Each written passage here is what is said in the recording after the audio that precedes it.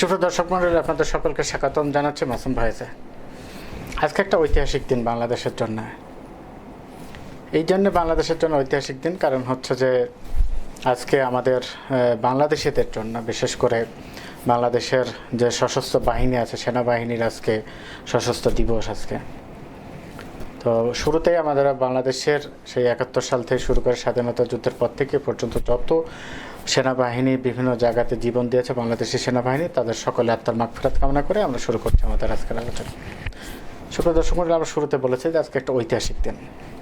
আমরা জানি যে ছাত্র জনতার ঐক্যের বিনিময়ে, ছাত্র জনতার জীবনের বিনিময়ে আমরা একটা স্বাধীনতা পেয়েছি। এখন এই যে 2024-এর যে স্বাধীনতার কারণে আজকে কিন্তু বাংলাদেশের মানুষ সুন্দরভাবে কথা বলতে পারছে, তারা বাংলাদেশের স্বাধীনতারভাবে কথা বলতে পারছে। না হলে কিন্তু আমাদের কথা বলার সুযোগটাও ছিল না, আমাদের কথা বলার সুযোগটাকে বন্ধ করে দেওয়া হয়েছিল।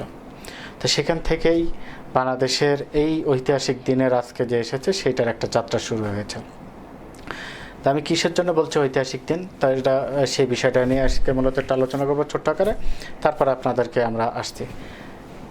আপনারা দেখেছেন যে আজকে কিছুক্ষণ আগেই কিন্তু বাংলাদেশের 3বারের প্রধানমন্ত্রী, সাবেক প্রধানমন্ত্রী বেগম জিয়াকে সেনাকুঞ্জে সেখানে দাওয়াত দেওয়া হয়েছিল আজকে। আমরা জানি যে এই সেনাবাহিনী সেনাকুঞ্জে থেকেই, এইখান থেকেই কিন্তু ওনাকে একটা সময় খুব লজ্জাজনকভাবে বিতাড়িত করা হয়েছিল। ওনাকে অনেকটা টেনে হেঁচড়ে বের করে দেওয়া হয়েছিল ওনার বাসা থেকে, এবং আমরা দেখেছি টিভির মাধ্যমে, পুরো মিডিয়া সারা পৃথিবী দেখেছে যে কী পরিমাণে সাবেক ফ্যাসিস্ট সরকার কীভাবে ওনার উপরে অত্যাচার করে সেখান থেকে বের করে দেওয়া হয়েছিল। একটা নির্মম একটা কাণ্ড ওই সময় তো হয়েছিল। উনি সাংবাদিকের সাথে কথা বলতে পারছিলেন না, ওনার আবেগে, ওনার দুঃখে, কষ্টে ওনার কান্না চলে আসছিল। এবং তৎকালীন ফ্যাসিবাদ সরকার শুধু ওনাকে ওনার বাসা থেকে উৎখাত করেই ক্ষান্ত হন নাই, সেখান থেকে আবার যাতে ওই ওনার বাসাটা, ওনার একটা ঐতিহাসিক বাসা, যে বাসা থেকে জিয়াউর রহমান স্বাধীনতার ঘোষক, বাংলাদেশের অন্যতম একজন ব্যক্তি, সেই মেজর জিয়াউর রহমানের স্মৃতি সম্বলিত যে বাসাটাকে, সেটা একবার মাটির সাথে মিশিয়ে দিয়ে সেখানে আবার বিল্ডিং পর্যন্ত করে দেওয়া হয়েছে, যাতে কোনো স্মৃতি পর্যন্ত না থাকে। এবং তারপর থেকে আজ পর্যন্ত কিন্তু সেনাবাহিনীদের যে ক্যান্টনমেন্ট, এই সেনাকুঞ্জে কিন্তু আজ পর্যন্ত কিন্তু বেগম জিয়াকে ঢুকতে দেওয়া হয় নাই, সেখানে কিন্তু উনি ঢুকতে পারে নাই। আজকে সেখানে এতদিন পরে এই বর্তমান সরকারের আমলে আমরা দেখলাম যে ওনাকে অতিথি হিসাবে, এই জন্য আমরা সকলে বলি যে সম্মান দেওয়ার মালিক আল্লাহ, আল্লাহ যার সম্মান দেয় কীভাবে দেবেন। নাহলে যে প্রধানমন্ত্রী ফ্যাসিস্ট প্রধানমন্ত্রী ওনাকে ওখান থেকে বের করে দিয়েছিল, সে কিন্তু বাংলাদেশে টিকতে পারে না। আচ্ছা, সে বাংলাদেশে টিকতে পারে না, তাকে কিন্তু বাংলাদেশ থেকে পালিয়ে যেতে হয়েছে। বাংলাদেশের ইতিহাসে কোনো প্রধানমন্ত্রী কিংবা কোনো প্রেসিডেন্ট কিন্তু পালিয়ে যেতে হয় না। আমরা এরশাদকে দেখেছি জেল কেটেছে, আচ্ছা, কিন্তু তার এনাদের দেশ থেকে পালিয়ে যেতে হয়েছে। উনি এত পরিমাণে দেশের জন্য ক্ষতি করেছে, বাংলাদেশের জনগণের স্টিম রোলার চালিয়েছে, যে জন্য ওনাকে পালিয়ে যেতে বাধ্য হয়েছে। আর বেগম জিয়া, সাবেক প্রধানমন্ত্রী বেগম জিয়াকে, ওনাকেও কিন্তু পালিয়ে যাওয়ার জন্য কিংবা ওনাকে বাংলাদেশ থেকে বের করে অনেক প্ল্যান করেছে, কিন্তু ওনাকে কিন্তু ওনার ওই আপসহীনতার কারণে কিন্তু ওনাকে পালিয়ে যেতে হয় না, উনি জেল খেটেছে। সামান্য 2 কোটি টাকার একটা মিথ্যা মামলাতে ওনাকে জেল খাটতে হয়েছে। এবং আমরা জানি যে এই সরকার যখন 5 আগস্টে যখনই ফ্যাসিস্ট সরকার পালিয়ে গেছে, তখন যে প্রথম যে কাজটা হয়েছিল, সকলের পক্ষ থেকে দাবি ছিল যে আগে বেগম জিয়াকে মুক্তি দিতে হবে, এবং প্রেসিডেন্টের একটা অধ্যাদেশের মাধ্যমে ওনাকে কিন্তু ওই দিনে মুক্তি দেওয়া হয়েছিল। মুক্তির মাধ্যমে বলতে গেলে আসলে আমরা বলতে পারি যে আমাদের স্বাধীনতার, এই 24-এর স্বাধীনতার শুরুটা হয়েছিল সেখান থেকে। তো তারপরে আমরা দেখলাম যে বিভিন্ন রকমের পট পরিবর্তন, এখন পর্যন্ত বিভিন্ন ফ্যাসিবাদ সরকার বিভিন্নভাবে পিছনে লেগে আছে যে কীভাবে এই সরকারকে ব্যর্থ করা যায়, কীভাবে সরকারের বিরুদ্ধে লাগা যায়। সেখান থেকেই আমরা আসলে ঐতিহাসিক দিন এই কারণ হচ্ছে যে গুনগুন শুনতেছিলাম, বিশেষ করে ফ্যাসিবাদ তারা তাদের ফেসবুকের মাধ্যমে তাদের গুজবের, এই মুহূর্তে তো বাংলাদেশের যতগুলো ফেসবুক পেজ আছে তার ভিতর সবচেয়ে বেশি যে পেজটা থেকে গুজব ছড়ানো, সেটা হচ্ছে ফ্যাসিবাদের আওয়ামী লীগের তাদের ভেরিফাইড পেজ থেকে কিন্তু সবচেয়ে বেশি গুজব ছড়ানো হয়। সেই গুজবের পেজ থেকে আমরা দেখেছি বিভিন্ন জায়গাতে থেকে তারা বোঝাতে চাচ্ছে যে আর্মি বাহিনীর সাথে হয়তো এই সরকারের একটা দূরত্ব শুরু হয়ে গেছে, আর্মি বাহিনী ক্ষমতা নিতে পারে, 111-এর মতো একটা অবস্থা আসতে পারে, -2 হতে পারে, এরকম বিভিন্ন রকমের মিথ্যা গুজব কিন্তু তারা ছড়িয়ে যাচ্ছে।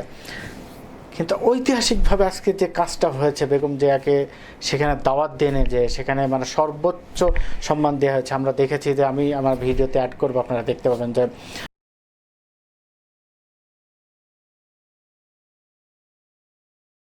আজ আমরা বিশেষভাবে সৌভাগ্যবান এবং সম্মানিত যে বাংলাদেশের 3 বারের নির্বাচিত প্রধানমন্ত্রী, বীর মুক্তিযোদ্ধা শহীদ রাষ্ট্রপতি জিয়াউর রহমানের স্ত্রী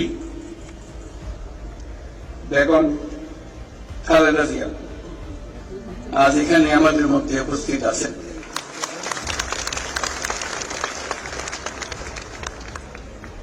এক যুগ ধরে তিনি এই মহাসম্মেলনে অংশগ্রহণ করার সুযোগ পান নাই, আজকে সুযোগ পেয়েছেন। আমরা সবাই আনন্দিত এবং গর্বিত যে আমরা এই সুযোগ দিতে পেরেছি। শারীরিক অসুস্থতা সত্ত্বেও এই বিশেষ দিবসে সবার সঙ্গে শরীর খাওয়ার জন্য আপনাকে আবারও ধন্যবাদ। আমরা তার আশু রোগমুক্তি কামনা করছি এবং এই অনুষ্ঠানে বিশেষভাবে স্বাগত জানাচ্ছি।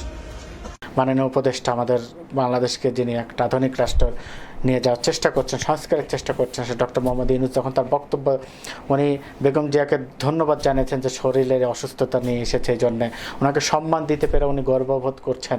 এই যে সম্মান দিচ্ছেন, বেগম জিয়াকে নিয়ে এসেছেন, ফিরিয়ে নিয়ে এসেছেন সম্মানের সাথে, এটা একটা ঐতিহাসিক দিন বাংলাদেশের জন্য হয়ে থাকবে, গণতন্ত্রের জন্য হয়ে থাকবে।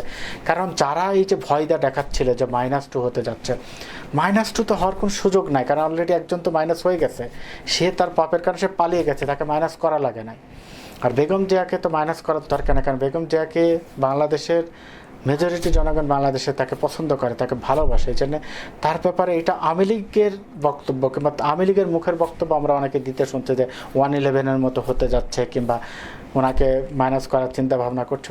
ওনাকে মাইনাস করবে না। ওনাকে যদি মাইনাস করতো কিংবা যদি আর্মি যদি 111-এর মতো নিজেরা যদি ক্ষমতা নেওয়ার পরিকল্পনা করতো, তাহলে আজকে বেগম জিয়াকে এই সেনাকুঞ্জে ঢুকানোর কোনো দরকার ছিল না এবং দাওয়াত দিয়ে সেখানে সর্বোচ্চ সম্মান দেওয়ারও কোনো দরকার ছিল না। এই জন্য একটা ঐতিহাসিক দিন আজকে বাংলাদেশের জন্য। এইটা এই যে ফ্যাসিবাদের কণ্ঠে কিংবা ফ্যাসিবাদের পক্ষ থেকে বুঝে না বুঝে অনেকেই যারা মানে ভয় দেখাচ্ছে কিংবা যারা বলে বেড়াচ্ছিল বক্তব্যতে যে বেগম জিয়াকে মাইনাস করা হবে কিংবা জিয়া পরিবারকে মাইনাস করা হবে, তাদের জন্য একটা চটপাট হয়েছে, তাদেরকে মুখ বন্ধ করার জন্য একটা ভালো কাজ হয়েছে। এবং এই সরকার বর্তমান মানে দেশের আমাদের আর্মি বাহিনী যারা আছে, তারা 5 আগস্টে যে ভূমিকা রেখেছে তাদেরকে ধন্যবাদ দিতে হবে। এবং এখন পর্যন্ত তারা একটা মেসেজ দিয়ে দিয়েছে যে আমরা 111-এর মতো ক্ষমতা নিতে চাচ্ছি না কিংবা আমরা বেগম জিয়াকে মাইনাস করার আমাদের কোনো চিন্তা ভাবনা নাই। আমরা সকলে মিলেই দেশটাকে উন্নয়ন করতে হবে, সংস্কার করতে হবে। এই জন্য যারা এই যে মানে জুজুর ভয় দেখাচ্ছিলেন, তাদের জন্য একটা বড় একটা মানে মুখ বন্ধ করার জন্য একটা কাজ হয়েছে আজকে। এবং এই কারণে একটা ঐতিহাসিক দিন বাংলাদেশের জন্য বলতে পারি, গণতন্ত্রের জন্য বলতে পারি। এখন হয়তো আশা করি যারা বেগম জিয়াকে ভয় দেখাচ্ছিলেন কিংবা জিয়া পরিবারকে ভয় দেখাচ্ছিলেন, তাদের মুখটা বন্ধ হবে এবং বাংলাদেশের সংস্কার নিয়ে আগামী সুন্দর একটা বাংলাদেশকে নিয়ে বাংলাদেশ জাতীয়বাদী দল থেকে শুরু করে জামাত ইসলাম থেকে শুরু করে অন্যান্য যেসব দলগুলো আছে যারা ফ্যাসিবাদ বিরোধী আন্দোলনের সাথে কাজ করেছে, এতদিন একসাথে কাজ করেছে, তাদের এই ঐক্যতা থাকবে। তারা যেন আর্মিকে মানে তাদের ব্যাপারে সন্দেহ না করা কিংবা এদের ভেতর সন্দেহ যাতে এখান থেকে কাটবে, অনেকটাই আমরা আজকের অনুষ্ঠানের মাধ্যমে আমরা বুঝতে পারি, আমরা দেখেছি সেখানে। কারণ জনাব ডক্টর মোহাম্মদ ইউনূস কি শ্রদ্ধার সাথে ওনার সাথে কথা বলছিলেন এবং ওনার বক্তব্যতে সেটা ফুটে উঠেছে। আমরা দেখেছি ছাত্রদের পক্ষ থেকে যেসব প্রতিনিধি সেখানে গেছেন, বিশেষ করে যেসব উপদেষ্টারা, তারা বেগম জিয়াকে কি সুন্দরভাবে মানে করছে, সম্মান দিচ্ছেন।